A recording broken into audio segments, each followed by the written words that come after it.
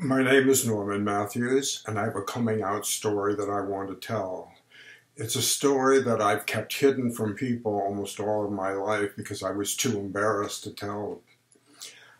But recently, in my old age, I decided to write my autobiography, which is called The Wrong Side of the Room, A Life in Music Theater. And while the biography is primarily about my career in the theater, I decided that I really needed to be brutally honest about my coming out if the book was to have any validity whatsoever. I think that I knew that I was fascinated with men's bodies from about the age of 4. Whenever I went to the movies and a handsome actor would begin to undress in the movie, I suddenly got this clenching feeling in the pit of my stomach. And then I would start fidgeting in my seat. I didn't know what was causing this or why was this happening. By the age of 12, I knew exactly why this was happening, because suddenly that clenching feeling in my stomach turned to a kind of passionate sexual arousal. What was I to do about this? I grew up in a Sicilian-American family who were very heavily Roman Catholic. I lived in a very conservative Midwestern town. I really knew no one that I could talk to about this. And then at age 13, a friend of mine invited me over to his house one summer afternoon. And strangely, he decided that we should play a game of strip poker. I resisted this at first because I thought, this is a little strange. I don't think I want to get involved in this. But he was very insistent, and so we began playing the game. And before long, I realized that what he was doing was seducing me, and I had really no resistance to it. So eventually what happened was that I had my first sexual relationship. When I left his house, I got out into the street, I thought, now what have I just done? What was that? Being a strict Roman Catholic, I realized that I just had committed a very serious mortal sin. Now what does that mean, a mortal sin in the Catholic Church? It means that you go straight to hell if you die with that sin on your soul. There's no get out of purgatory free card, there's no way out of it. You're going to burn in hell for eternity. And this scared the hell out of me. So I knew that I needed to go to confession and rid myself of that sin. On the way to confession, I walked very, very slowly. When I got to the corner, I looked left, I looked right, I looked left again and right again. I made certain that there were no cars in sight before I crossed the street, because if I should get hit by a car and die in this state, I knew what would happen to me, eternal brimfire, and so I was scared to death. Finally, I got to the church, and I went into the confessional, and as luck would have it, I chose the Monsignor of the parish. Now, the Monsignor is the head of the parish. He's an old, crotchety man, very unforgiving, never smiled. Now, he couldn't see me, and I couldn't see him because there was a screen between us, but I knew very clearly that he was the one who was hearing my confession because I recognized his voice. I was very nervous, didn't know what to say. I said, "Bless me, Father, for I have sinned. I committed an impure act." "A what?" "An impure act." "Alone?" "No." "With whom?" "With another boy." Suddenly there was silence in the confessional, not a sound. I didn't know what to make of this. After a few seconds, the floodgates open.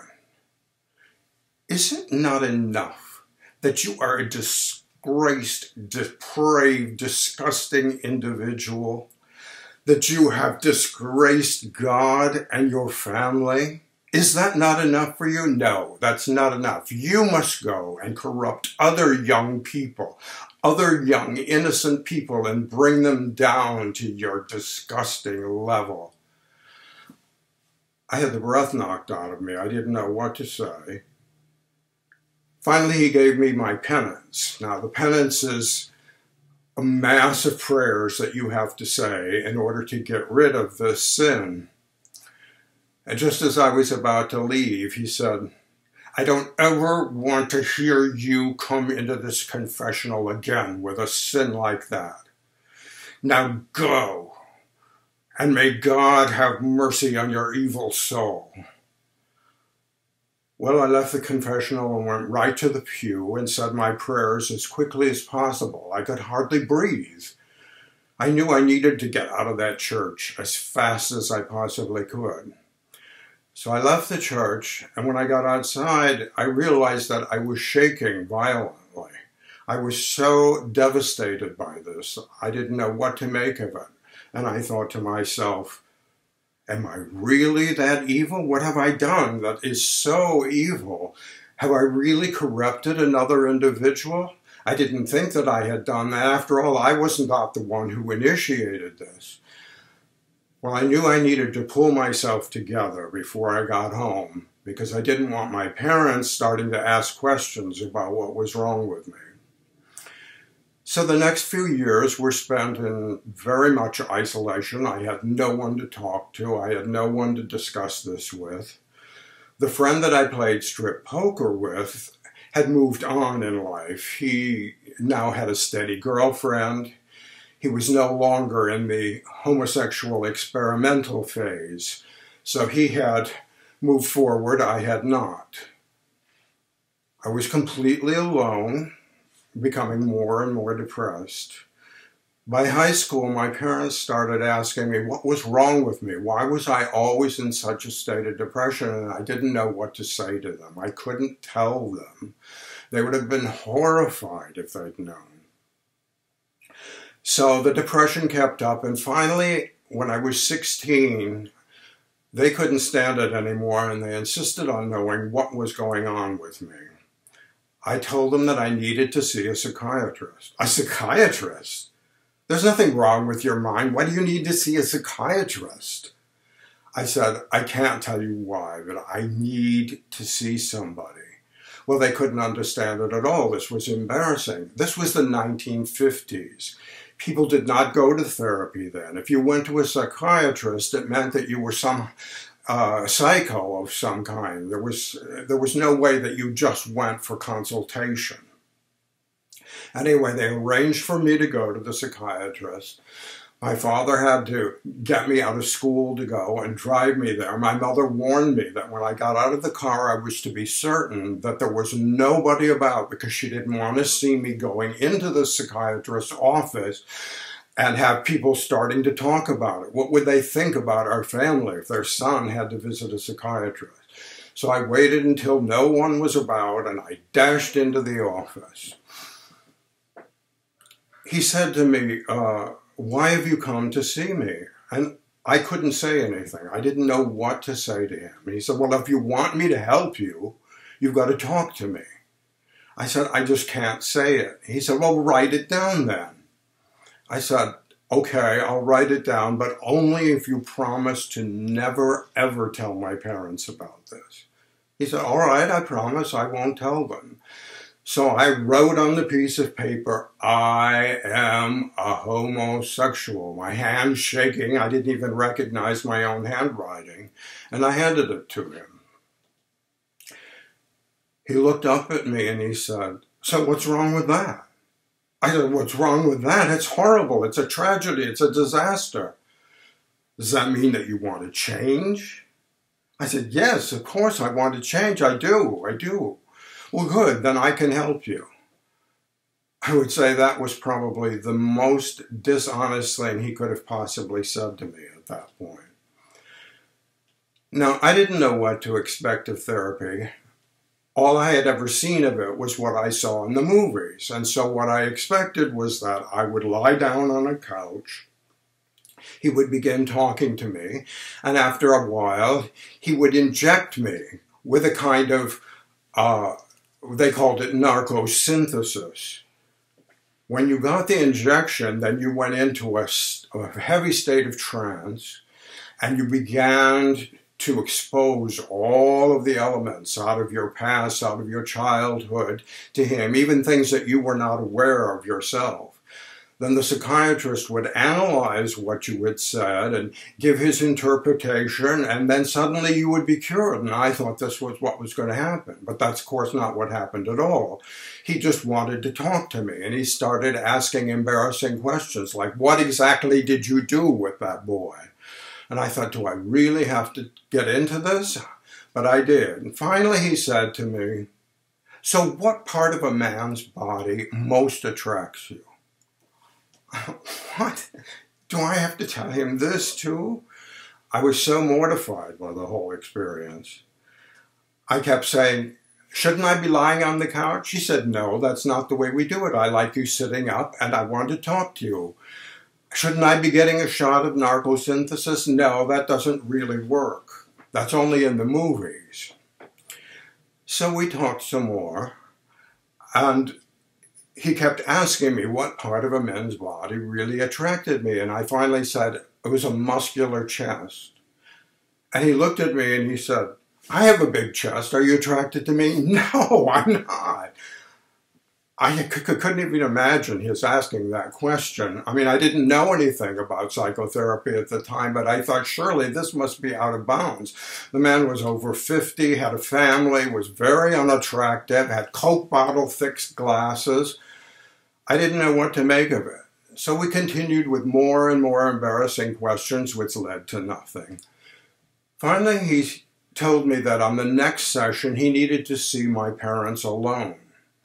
Well, I was terrified of this because I thought, he's certainly going to tell them what I'm here, and they're going to be so upset about it. So they went on their own, and when they came home, I knew from what they had said that he had not told them at all. But actually what happened was worse than if he had told. My father said to me, you think you've got problems? There's nothing wrong with you. You're just going there for no reason whatsoever. Do you know what your psychiatrist had when he was your age? Do you know what illness was, what he was having to deal with? And I said, no, I didn't know. He was a homosexual. You have nothing like that. Well, I started to hyperventilate. I just didn't know how to respond to this. I couldn't wait until my parents left the room. And when they finally did, I said to myself, why would he have told them that? Do you think he really was a homosexual? I don't know. I didn't think he really was. I thought he's probably just testing them, just to see what their reaction was. And they failed the test, and so he didn't discuss it with them. So I continued with my depression. Finally, at age 20, I went to college in New York. Now, I knew nobody there. I had some relatives in Brooklyn, but I knew no one, and I was finding it very difficult to make friends. When I first went, I kept saying to myself, Norman, you are not going to New York to become a homosexual. And I repeated this over and over to myself like a mantra. Of course, in the back of my mind, I knew that's exactly why I was going to New York. For 2 months, I fought it. I didn't speak to many people at all. I was extremely lonely, extremely unhappy. And finally, after the 2 months, I decided I had to do something about it. I thought, I'll go to a gay bar. Now, how do you find a gay bar in 1962 in New York City? There were no guidebooks to it. There was no way to really know.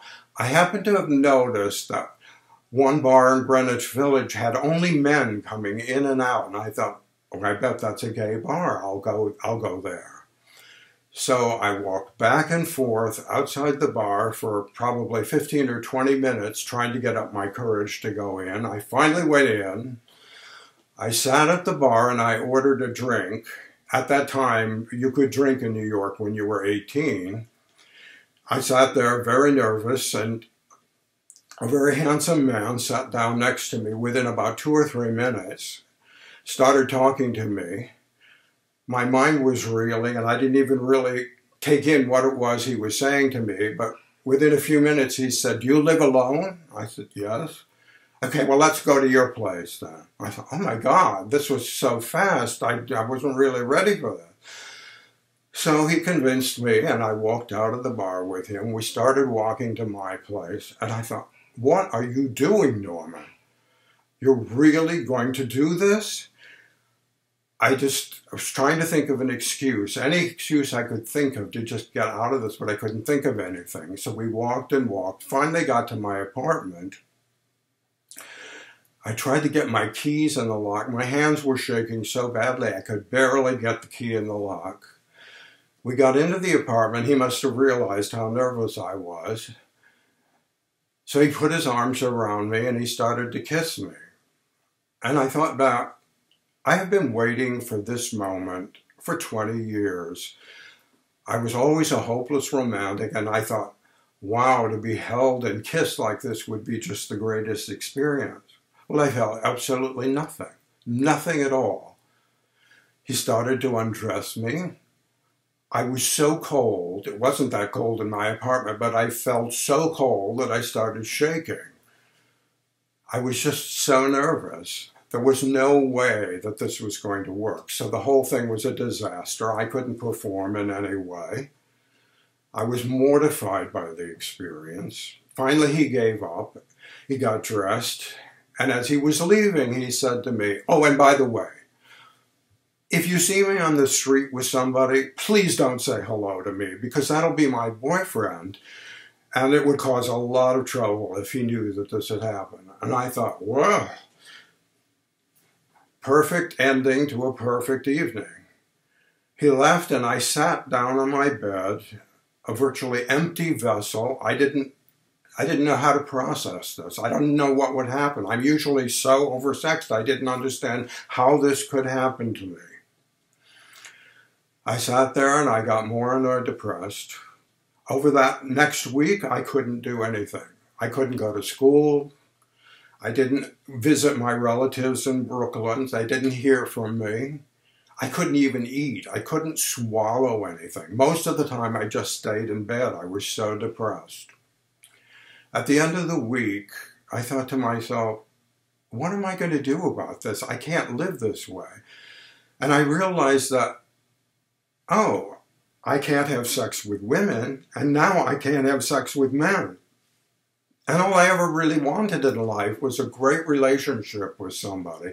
And I thought, the way the situation is now, I will never have a relationship with anybody.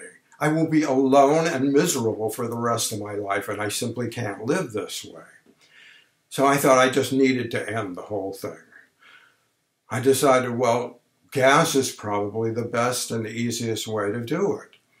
And again, everything I ever learned, it seemed I learned in the movies. And so I remember watching how this was done in the movies. I took towels and I stuffed them under the door.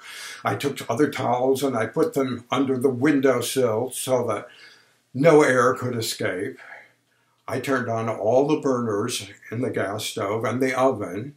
I sat a chair in front of the oven and I stuck my head in the oven and I started breathing as deeply as possible, hoping to get this over as quickly as could be. 2 or 3 minutes went by and nothing was happening. I thought, how long is this going to take? I thought it would be fast, but it wasn't fast. 10 minutes went by, still nothing. I didn't even begin to feel woozy, nothing. And then I heard outside my door 2 voices. A woman asking a man, "Do you smell gas?" "I smell gas. Shouldn't we call the fire department?" And I thought, oh my God, if they call the fire department, they're going to break down my door. They're going to put me in a straitjacket. They're going to send me to some psychiatric institute, and that'll be even worse. So I quickly shut off the gas, opened the windows. Then I was really depressed because I thought, my God, I can't even manage to kill myself. What am I going to do? So I spent 2 days in total depression. And finally, at the end of 2 days, I decided I had to do something much more immediate, something much more drastic. I would hang myself instead. So I strung together a couple of leather belts. There was a heavy iron grate up near the ceiling of my apartment, and I threaded the belts through the grates, put it around my neck, and I had a foot locker which I stood on end, and I stood on top of the foot locker with the noose around my neck. I was shaking. My stomach was in absolute turmoil. My bowels were roaring. I was scared to death. And I thought to myself, all you need to do is kick the foot locker out from under you and it will all be over and everything will be peaceful. I started to move my right foot. I started to kick the box over when suddenly I heard this loud screaming noise and this woman screaming, "No, no, no." And I realized it was my mother's voice. Of course, it was all in my head. I wasn't hearing my mother. But what I was hearing was so realistic that it was as if it was exactly happening at that moment. And I realized that she was screaming because she had just heard about my death. So I couldn't do it. I took the belts off of my neck, and I sat on my foot locker. I was in a kind of catatonic state for, I don't know, it must have been 12, 15 hours, I guess. I had left my apartment door open this time because I didn't want somebody to have to break it down to get in to find me. My relatives from Brooklyn, who hadn't heard from me in a couple of weeks, were becoming very worried. And so they came to the apartment and they knocked, kept asking for Norman. I didn't move. I didn't answer the door. And so they tried the door and walked in. And when they found me and saw the belt loops hanging from the grate, they started slapping me across the face. I couldn't even respond to them. It was as if I was hearing them through a long tunnel. They were extremely upset with me, but they called my parents and they sent me home back to Illinois. It was then that I began to realize how foolish I had been, how stupid this whole thing had been, because I had been beating myself up for years over having been homosexual. The church had chastised me in every way possible. I had done everything I could to deny myself, and I thought that I could just go meet a strange man and suddenly it would all work out and be beautiful. I mean, it was unrealistic. That just wasn't going to happen in my case. So as I thought about it when I got older, I realized, what would I have missed out on if I had actually killed myself at that point? I would have missed out on quite a lot of things. The first thing, I would never have become a magazine editor. The second thing was, I never would have been a Broadway and a movie dancer. Therefore, I never would have worked with Barbra Streisand and Gene Kelly, with Dorothy Lamour and a whole bunch of other stars that I worked with. That never would have happened. And then later in life, I never would have become a pianist and a composer and a playwright. I never would have written material, theatrical pieces that top Broadway stars have performed for me. I would have never had any of this. I never would have written my autobiography. And the best part of all is, it took me a while before I was able to have relations with another man. And I went through two very, very bad affairs.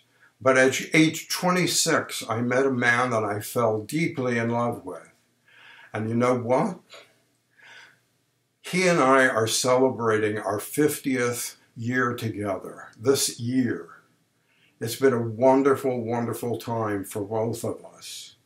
So all I can say to you is, like those films are saying, it does get better, but you're the one who has to make it better.